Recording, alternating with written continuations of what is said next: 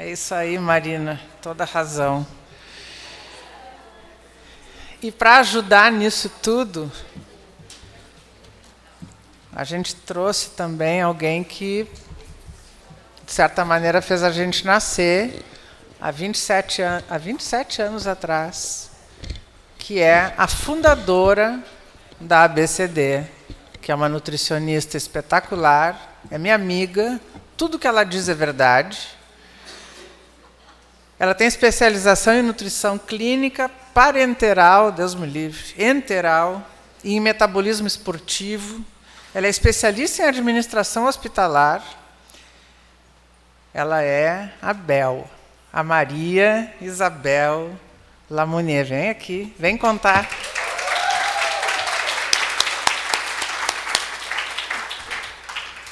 Meu amor. Obrigada, pessoal. Boa tarde. Que bom ter a sala ainda cheia.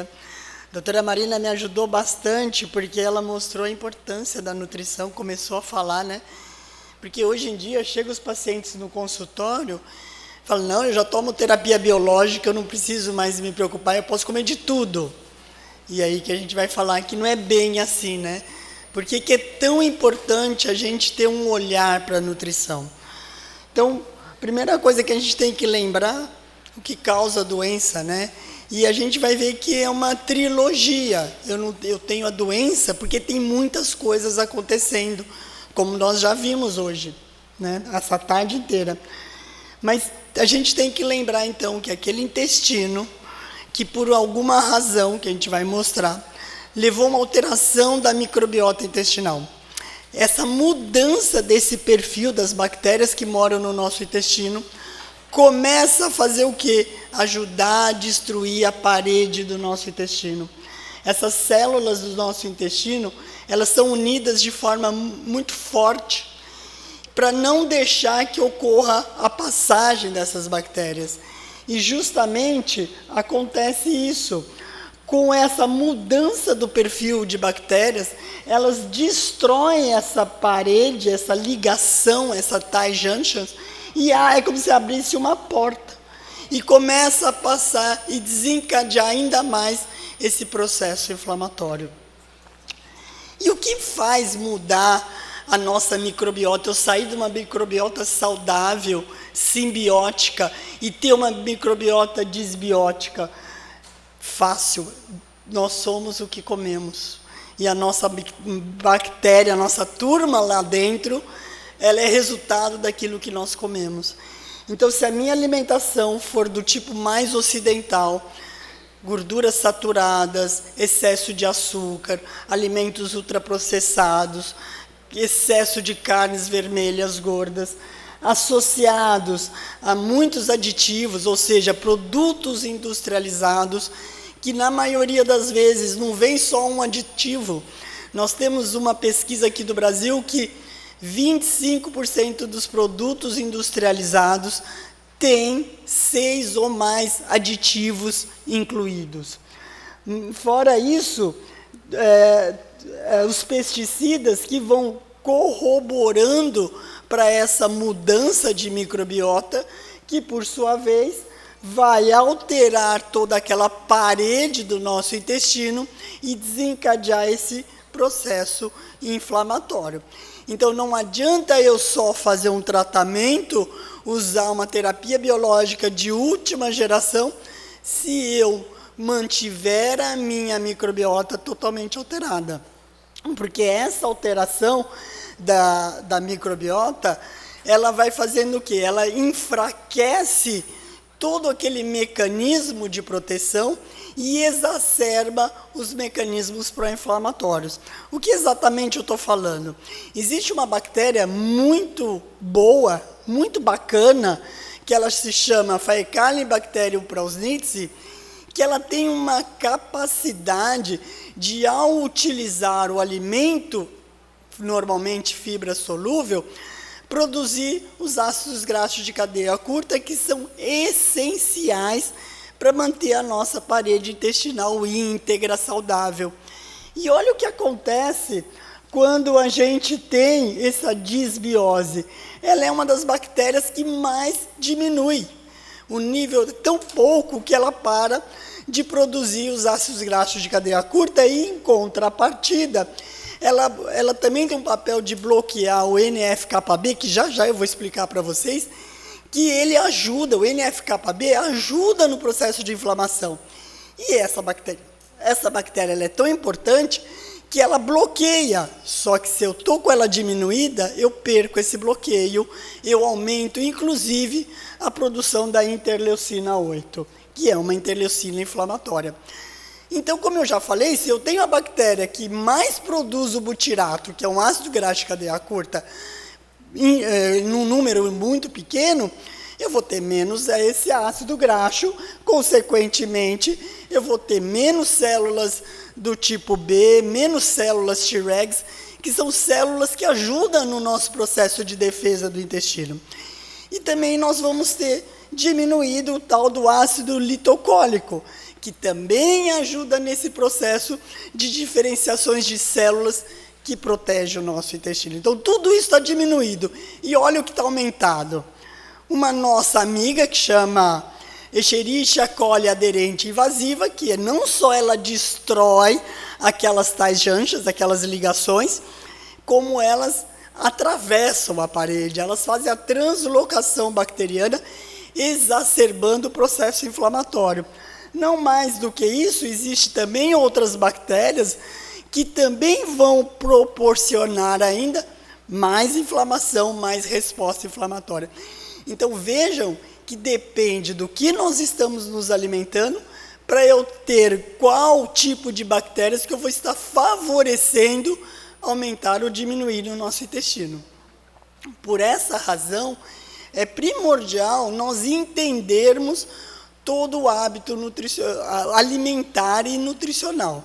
Então, quando chega um paciente para nós, a primeira coisa é a triagem nutricional. Ele está desnutrido, está obeso, está num status nutricional adequado. Na sequência, vão determinar a terapia nutricional, quanto ele vai ter de calorias, de proteínas e dos micronutrientes, que eu vou falar mais na sequência. E também não adianta eu só fazer esse planejamento inicial se eu simplesmente depois abandonar esse paciente. É extremamente importante esse paciente ser acompanhado, reavaliado. E qual é o paciente com doença inflamatória que precisa desse nosso olhar? E eu vou dizer todos. Seja aquele que esteja desnutrido ou com risco de desnutrição, aquele nutrido, mas que está com a doença em remissão, ele também tem que ser olhado. Aquele nutrido, mas que tem uma doença leve ou moderada, aquele que tem uma diarreia grave, perdas intestinais, nós vimos várias fístulas, e aquilo lá tem perdas de exudato importante, perde proteína por ali, então temos que ter um olhar, temos que olhar aqueles pacientes que estão com obstrução, com estenose. Se nós não modificarmos a forma da alimentação, a própria alimentação pode obstruir aquele intestino. Então veja que com isso eu quero mostrar para os senhores que todo paciente com doença inflamatória é importante ter um nutricionista olhando com atenção.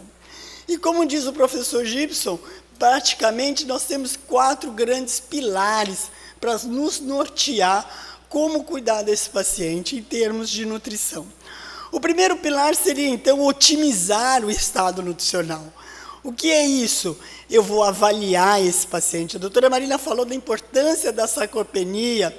Vamos falar sobre isso também. Não basta eu só saber se o peso está adequado. Como está essa massa muscular desse paciente? Tem deficiências nutricionais por trás desse paciente? É um paciente obeso, mas o paciente obeso também pode ser, ele é inflamado e ele também pode estar desnutrido. Então, é importante a gente olhar todos esses vieses e, uma vez identificado, orientar e monitorar esse paciente. Muito bem, aqui eu mostro que esse paciente com doença inflamatória intestinal, ele começa a desencadear todo um processo que vai conversar com o organismo como um todo, dentro desse espectro de desnutrição. Então, vejam, senhores, que uma vez que esse paciente começa a se desnutrir, perder sua massa muscular, ele também tem um desencadeamento do sistema nervoso central a partir dessas interleucinas inflamatórias, que imediatamente, quanto maior a liberação de citocinas, menor a vontade dele comer, diminui o apetite desse paciente. Quanto menos ele come, por causa desse superprodução de interleucinas, ele começa a utilizar a sua fonte de gordura, de reserva de energia. Mas isso vai diminuindo. Com esse processo de desnutrição, muitas vezes a gente tem na mente que desnutrir é só perder medidas. E eu quero chamar a atenção dos senhores aqui, que o corpo inteiro perde com a desnutrição. Como?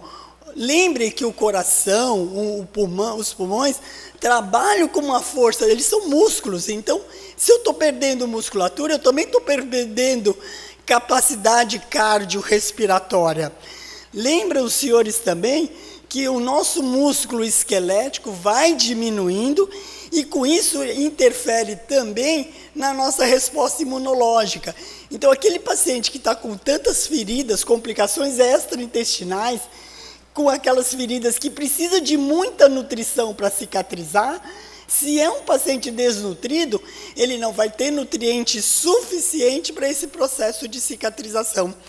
E lembrando que tudo isso ainda está envolvido com o intestino que está perdendo massa também, perdendo o mecanismo de defesa e toda a sua resposta imune. Então veja que essa disbiose, que muitas vezes a gente acha que não é tão importante, eu posso comer qualquer coisa, ela pode repercutir no organismo como um todo.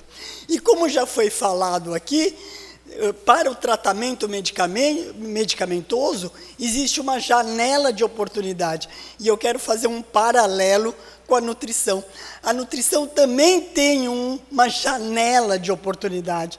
É não deixar esse paciente desnutrir.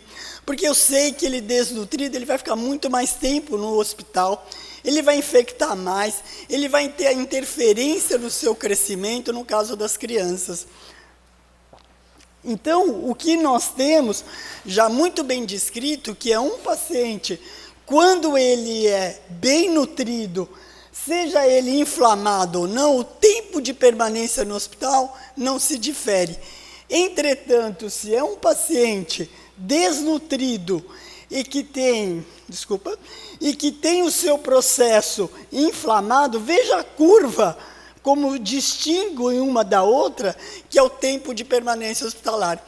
Então, um paciente desnutrido, inflamado, o seu tempo de permanência, de recuperação, de restauro do seu organismo, vai ser muito mais demorado.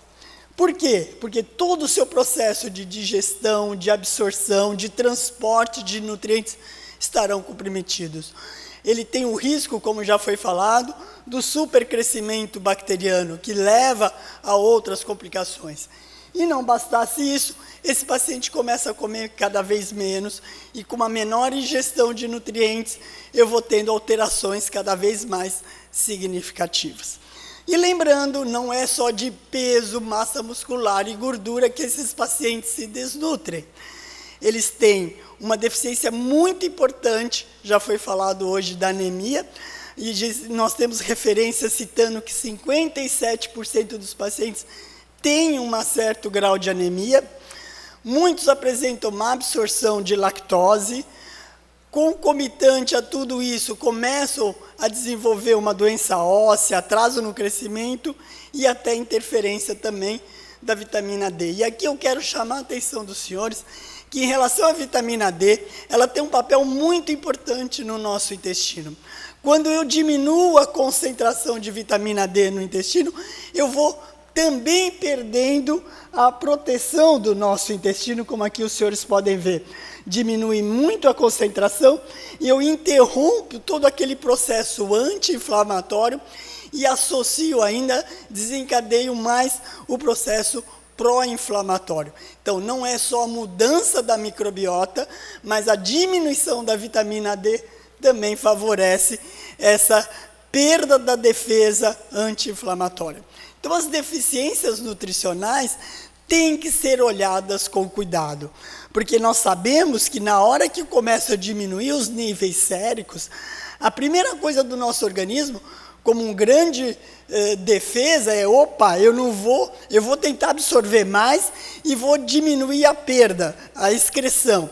Entretanto, se eu não continuar ofertando de forma adequada, isso vai gerar o quê? A maior parte das vitaminas e minerais, eles têm um papel antioxidante muito importante.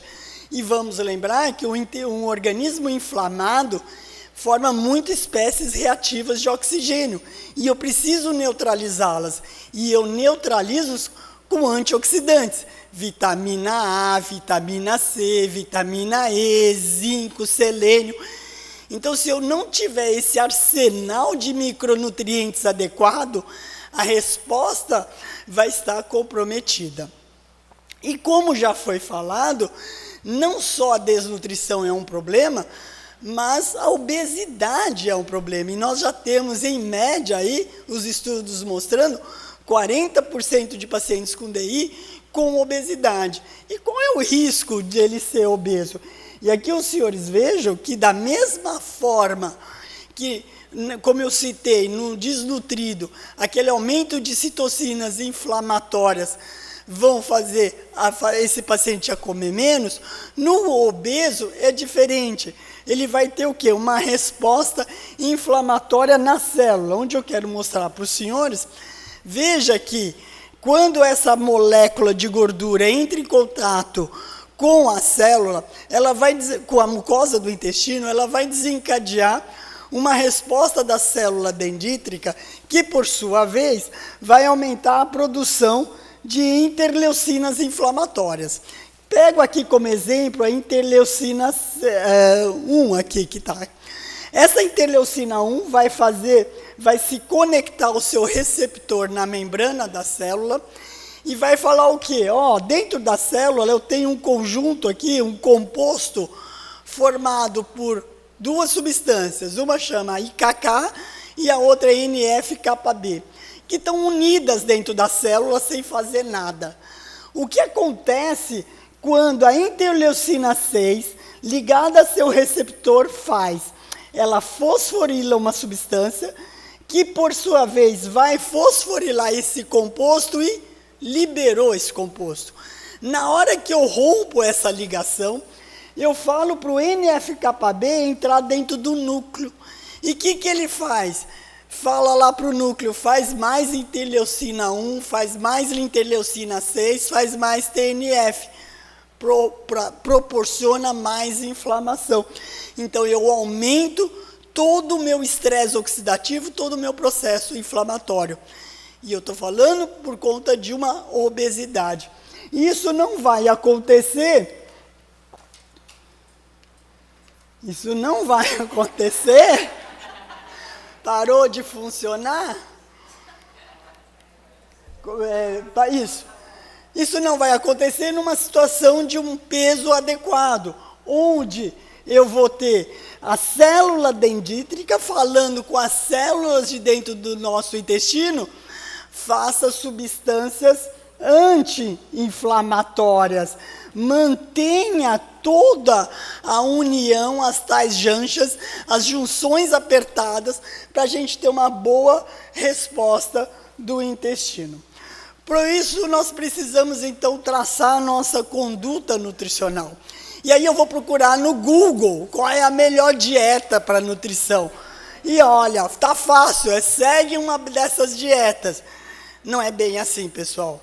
O que a gente tem de resposta já, de trabalho, que realmente faz a diferença, e como diz o professor Gibson, nutrição integral exclusiva ou dieta de exclusão. Então, é essas duas que a gente já tem muitos estudos que corroboram a eficácia delas. Quando a gente fala de nutrição integral exclusiva, eu estou falando de uma intervenção por um curto período de tempo, 6 a 8 semanas, onde eu vou dar exclusivamente essa nutrição e que eu vou conseguir aí uma resposta em remissão de 70% a 100% dos pacientes, que vai garantir o processo de cicatrização. como que essa nutrição traz esse resultado tão positivo. E aí são múltiplas ações lá no nosso intestino. Primeiro que eu só estou dando uma solução, eu tiro todos os xenobióticos, ou agentes dietéticos, antígenos dietéticos que poderiam estar ajudando mais na inflamação, tiro ultraprocessados, tiro gordura, eu modifico. Com isso, eu vou ter menos ação sobre a resposta imune, melhoro a microbiota, melhoro todo o epitélio intestinal e ainda ajudo na recuperação nutricional. É esse o efeito da nutrição enteroexclusiva. E a dieta de exclusão da doença de Crohn? Nada mais é que qual o problema da nutrição enteroexclusiva? É você deixar os indivíduos, seja criança, adolescente ou adulto, 6 a 8 semanas sem comer absolutamente nada, exceto aquela solução nutricional. É muito difícil conseguir isso. A ideia é, não, então eu vou dar um pouquinho de alimentos. Quais alimentos? Alimentos que vão melhorar a microbiota intestinal, tirando aqueles alimentos conhecidos como pró-inflamatórios. Então, essa é a ideia, tirar os alimentos potencialmente inflamatórios e trazer alimentos que vão restaurar essa microbiota. E isso já está tão bem descrito a sua importância, que hoje já se sabe que ao associar a terapia biológica com a terapia nutricional, melhora consideravelmente a resposta clínica, a remissão e a resposta endoscópica. Ou seja, tratar medicamento é importantíssimo e não dá para não tratar, mas a nutrição tem que estar associada. E qual das duas é melhor? Esse é um estudo da Bonnet, lá do grupo de Israel, onde o que eles tentaram ver, bom, qual das duas situações é melhor? E aí o que eles chegaram à conclusão, basicamente, que praticamente a remissão clínica houve uma pequena resposta melhor da dieta de exclusão. Em comparação, não houve diferença em remissão sustentada sem corticóide nas duas abordagens nutricionais. O mesmo não ocorreu em remissão clínica, mas houve também uma pequena melhora na parte nutricional quando eu uso a dieta de exclusão. Quando eu dou um pouco de alimento, os pacientes acabam se recuperando nutricionalmente um pouco melhor. Então, a ideia é que essa dieta de exclusão, que é tirar os alimentos potencialmente inflamatórios, deve ser considerado hoje em vários momentos da vida. Não só no momento da criança, do adolescente ou do adulto, no momento da sua atividade da doença, mas sim no espectro que eu possa ter uma vida com a doença em controle, com essa alimentação mais saudável. E nosso papel como nutricionista é tentar trazer para esse paciente, considerando as suas preferências, a sua qualidade de vida, quais são as suas culturas e hábitos e até o status da sua doença, para que a gente possa adequar dentro desses alimentos que são ditos anti-inflamatórios, quais são as suas preferências para que a gente possa utilizar. E o último ponto do professor Gibson vamos seguir então o guia de alimentação saudável ou a dieta mediterrânea, que é a base de sementes, verduras, legumes, frutas, ou seja, uma alimentação mais saudável possível. E para concluir, o que nós temos então, como já foi falado hoje essa tarde inteira, não dá para nós trabalharmos sozinhos. É extremamente importante esse conjunto, essa abordagem multidisciplinar, onde nós vamos identificar o paciente, seja na sua fase ativa ou na sua fase de remissão. Na fase ativa, a gente vai tentar buscar uma oferta nutricional, calórica, adequada e, principalmente, não existe dieta padrão. Existe o quê? Quais são os sintomas? Ele está com diarreia ou está constipado? Quais as deficiências nutricionais? e nós vamos tratar tudo isso. E na fase de remissão, nós também vamos buscar uma alimentação com qualidade de verduras, frutas, legumes, evitando excessos e evitando poucos, mas com essa variedade alimentar. Então, a ideia hoje é uma nutrição de precisão, onde sair daquela ideia de dieta rígida, de dieta padronizada, puxar da gaveta, essa é a dieta para doença inflamatória intestinal, e não existe isso. Existe quem é aquele paciente que está na minha frente, qual é a sua história, quais são seus exames de sangue, onde está a sua doença, qual é a sua microbiota, e a partir daí eu desenhar a dieta mais adequada para esse paciente, como esse trabalho agora muito recente mostrando. Então eu já sei o que pode, o que não pode ajudar esse meu paciente. Mas eu também vou considerar dentro dessa pirâmide, que é a nutrição de precisão, levando em consideração características fenotípicas, ômicas e integradas. Ou seja, eu vou pensar como está a vida desse paciente, qual a fase da doença desse paciente, se ele é um respondedor ou não respondedor, e qual é o seu perfil genômico, metagenômico e metabolômico. E muitos hoje, daqui para frente vai se falar muito, desses dispositivos que a gente tem que controla tudo, né? E isso também, esses smartwatches que falam de tudo. Você dormiu bem, você não dormiu bem, você fez atividade, você não fez. Tudo isso integrado para a melhor dieta desse paciente. Então, para concluir, quando a gente pensar numa ideia do que é melhor para o paciente, eu tenho que ter em mente isso. Ele está desnutrido? Interferiu a doença na sua massa óssea? Ele está em que fase de crescimento?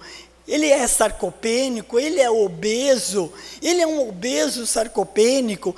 Ele é um indivíduo que está evitando alimentos por medo?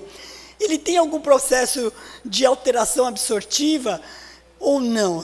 Posto tudo isso, eu vou então trabalhar em equipe para que o sucesso mais rápido seja desse paciente. Obrigado pela atenção de vocês.